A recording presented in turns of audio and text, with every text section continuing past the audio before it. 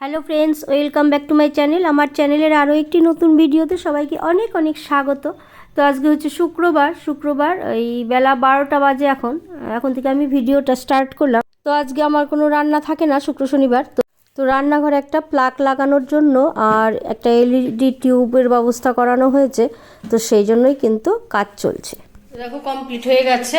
এখানে এয়ার ফ্রায়ারটাকে রাখলাম, সুবিধা হবে, এবার আমি কাজ করতে পারবো। কারণ এইখানে রাখার অসুবিধার জন্য প্লাগ ছিল না, সেই জন্য কিন্তু আমি এয়ার ফ্রায়ারটা ইউজই করতে পারছিলাম না। আর সন্ধ্যার পর দেখো একটু তোমাদের দাদা ভাইয়ের সাথে বেরিয়েছি কাশিমবাজার। আমাদের এখানে পাতালেশ্বর মন্দির আছে, মানে শিব চতুর্দশী ধুমধাম করে 4-5 দিন থেকে অনুষ্ঠান হয় আর কি। তো চলো সেটাই দেখতে চলে এসেছি। আমি এত বছরের মধ্যেও কিন্তু একবারও যাওয়া হয়নি শিবরাত্রি উপলক্ষে, তো এবার যাচ্ছি আর কি। এমনি গেছি পাতালেশ্বর মন্দিরে, কিন্তু এই শিবরাত্রি উপলক্ষে খুব সুন্দরভাবে সাজায় বা অনুষ্ঠান হয়, সেইগুলো আমার দেখা হয়নি। তো চলো।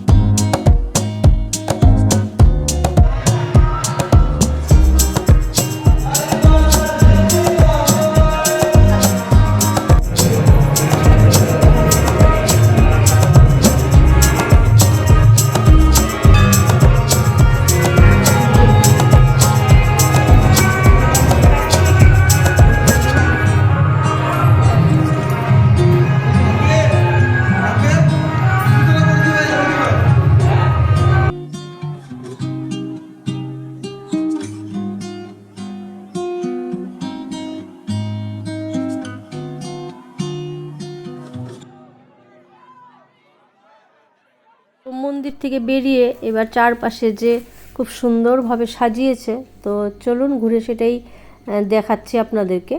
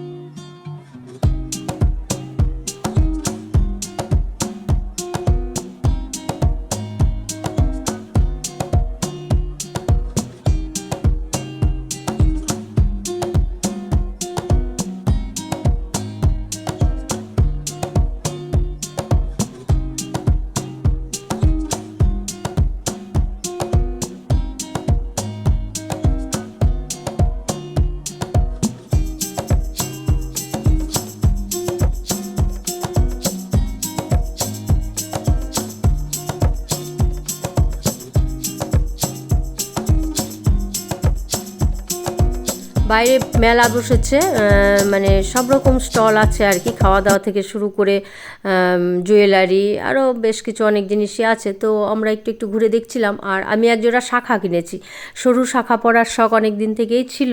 তো দেখলাম যে শাখা বসেছে, তো জিজ্ঞেস করলাম যে সরু শাখা হবে, বললো যে হবে।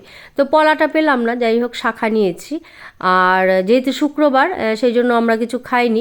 তো স্পেশাল দুধ চা খেয়েছি মাটির ভাঁড়ে, তো বিস্কিট দিয়ে ওটাই। আর দেখো ওখান থেকে বেরিয়ে আমরা এখানে চলে এসেছি, এটা হচ্ছে ব্যাসপুর মন্দির আর কি। তো এই মন্দিরটাও খুব সুন্দর, তো এখানেও দেখো খুব সুন্দরভাবে কিন্তু সাজিয়ে তুলেছে। তো 4-5 দিন এখানে কিন্তু খুব ধুমধাম হয়, আশেপাশের মানুষ যারা আছে তারা কিন্তু খুব ভালোভাবে উপভোগ করে। আর আমি প্রথমবার এলাম, অনেক দিন থেকে আসার ইচ্ছে ছিল, কোনোবারই হয়ে ওঠে না। তো যাই হোক, এবার ঘুরলাম, বেশ ভালোই লাগলো। তো চলো এবার বাইরে বেরোনো যাক, আর বাড়ির দিকেও যাব। বাইরে কিন্তু বেশ ভালো ঠান্ডা আছে, শহরের দিকে খুব একটা বোঝা যায় না, এই জায়গাগুলো ফাঁকা ফাঁকা, তো বেশ ভালো ঠান্ডা লাগছিল। তো দেখো বাড়ি চলে এসেছি, আর অনেক বছর পর গেলাম, মানে আমার পাতালের স্বরে গেছি, কিন্তু এই শিবরাত্রি উপলক্ষে কিন্তু যাওয়া হয়নি, অনেক দিনের ইচ্ছে ছিল। তো যাই হোক, আমিও দর্শন করলাম আর তোমাদেরকেও একটু ঘুরিয়ে দেখাতে পারলাম। তো যাই হোক চলো, রাত কিন্তু এখন বাজে 11:15 বেজে গেছে। তো এবার মেয়েকে খেতে দেবো আর ডিনার করব। তো কালকে রাতে আর ভিডিওটা তো কন্টিনিউ করা হয়নি, আর শেষও করা হয়নি, তো ভাবলাম সকাল থেকে আরও একটু শুরু করি ভিডিওটা। তো দেখো রান্নাঘর চলে এসেছি, শেক রেডি করে নিয়েছি, আর এবার শেকের মধ্যে কিন্তু আমি কিছু ড্রাই ফ্রুটস, আর আজকে আমি একটু কলা খাবো আর কি, অনেক দিন থেকেই কলা খাওয়া হয় না, মাঝে মাঝে কিন্তু আমাদের সব রকম ফলই খাওয়া উচিত। তো আগে তো রোজ একটা করে ফল খেতাম, এখন না হয়ে ওঠে না, আসলে ব্রেকফাস্টটা এত দেরি করে করি, তারপর না আর হয়ে ওঠে না আর কি। তো আমার শেকের মধ্যে আমি একটা কলা দিয়ে নিচ্ছি, মেয়ে তো শেকের সাথে কলা খাবে না, ওকে পরে একটা কলা দেবো, আর তোমাদের দাদা ভাইও শেকের সাথে খাবে না, তো রাখা আছে। আর এদিকে দেখো কিছু আমন্ড ভিজিয়েছিলাম, তো সেই আমন্ডগুলোকেই কেটে কেটে দিচ্ছি। তো সকালের ব্রেকফাস্টটা যদি হেলদি, আমাদের শরীরের জন্য কিন্তু সেটা খুব ভালো। বলে যে সকালের খাবারটা খুব পুষ্টিকর খাবার খাওয়া দরকার। আর এখন পুষ্টি বলতে আমরা কিন্তু কোনো খাবারেই পুষ্টি পাই না, কারণ সবই কিন্তু এখন হাইব্রিডের, মানে সবজি থেকে আরম্ভ করে ফল সবই। তো সেই জন্যই আমার এই নিউট্রিশন যেটা আছে, এইটা খেলে 100% নিউট্রিশন আমাদের শরীরে কিন্তু যাচ্ছে, আর এটা খেয়েই কিন্তু আমি আমার শরীরের বাড়তি মেদও কমিয়েছি, আর আমি খুব মানে ভালো আছি। আগে আমার পায়ে প্রচণ্ড ব্যথা ছিল, তো মেডিসিন ফ্রি লাইফ লিড করতে হলে কিন্তু শরীরে পুষ্টিকর খাবার খুব দরকার। তো যাই হোক, তোমাদের সাথে কথা বলতে বলতে দেখো আমার শেকটা কিন্তু রেডি হয়ে গেছে, আর এটা শুধু হেলদি তা নয়, এটা খেতে কিন্তু টেস্টিও, আর দই দিয়ে বানালে না এটা খেতে আরও খুব সুস্বাদু হয় আইস দিয়ে। এবার তিনজনে মিলে বসে ব্রেকফাস্টটা করে নিই। তো কাল মেলা থেকে দেখো এই পপকর্ন কিনেছিলাম মেয়ের জন্য, কালকে তো খেলো না, আর প্যাকেটে দিয়েছিল, তো সে প্যাকেটেই ছিল, সকালে দেখছি যে নরম হয়ে গেছে। 4 মিনিটের জন্য একটু এয়ার ফ্রায়ারে দিয়েছিলাম, তো সুন্দর আবার একদম কড়কড়ে হয়ে গেছে। তো একটা কৌটোতে করে আমি এটাকে ভরে রাখবো, তো বেশ কদিন রেখে কিন্তু খাওয়া যাবে, আর পপকর্ন খাওয়াও কিন্তু খুব ভালো। তো আজ ডিনারের জন্য বানাবো মটরশুঁটির কচুরি, মেয়ে বেশ কদিন থেকেই বলছে মটরশুঁটির কচুরি খেতে চাইছে, তো সেই জন্যই দেখো আমি তো ওই ফ্রোজেন করে রেখেছিলাম কিছু মটরশুঁটি, এখনও বাজারে পাওয়া যাচ্ছে, তো সেখান থেকেই কিছুটা বের করে রেখে দিলাম জলের মধ্যে ভিজিয়ে, আর পপকর্নগুলোকে কৌটোর মধ্যে ভরে রেখে দিচ্ছি। আর এবার কিন্তু আমি তোমার দাদা ভাইয়ের সাথে একটু বেরোবো, একটু কাজ আছে। তো যাই হোক দেখো বেরিয়ে পড়েছি, বাইরে বেশ রোদ আছে।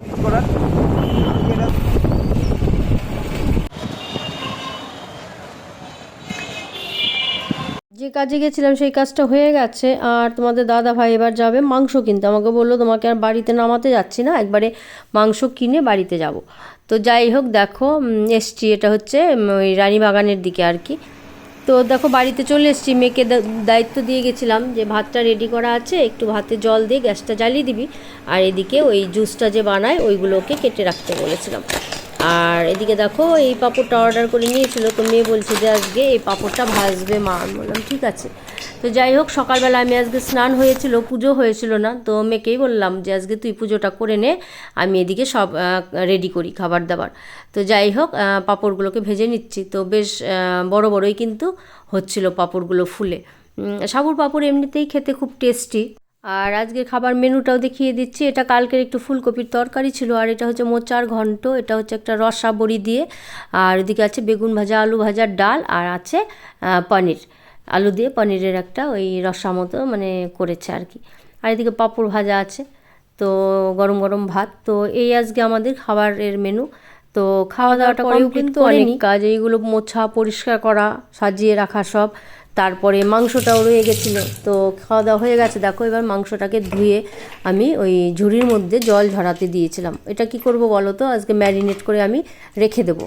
দই আনতে বলেছিলাম, দইও নেওয়া হয়েছে। তো দই দিয়ে মশলা দিয়ে মাখিয়ে রেখে দিলে না মাটনটা রান্না করলে পরের দিন কিন্তু কাজেও সুবিধা হয় আর ভালো হয় আর কি রান্নাটা। তো দেখো এখানে দিয়ে দিলাম কিছুটা পরিমাণে আমি টক দই, আর দিয়ে দিয়েছি গুঁড়ো মশলা। এখানে আছে জিরের গুঁড়ো, ধনের গুঁড়ো, হলুদের গুঁড়ো, একটু লঙ্কার গুঁড়ো দিয়েছি, আর নুন, হলুদ দিয়ে একটু সর্ষের তেল দিয়ে দিলাম। দিয়ে এটাকে খুব ভালো করে কিন্তু মাখতে হবে। মাংস যত মাখা হবে তার টেস্ট কিন্তু ততটাই ভালো হবে। আজকের ভিডিওটা আর বড় করছি না। সবাই সুস্থ থাকবেন, ভালো থাকবেন, খুব সাবধানে থাকবেন।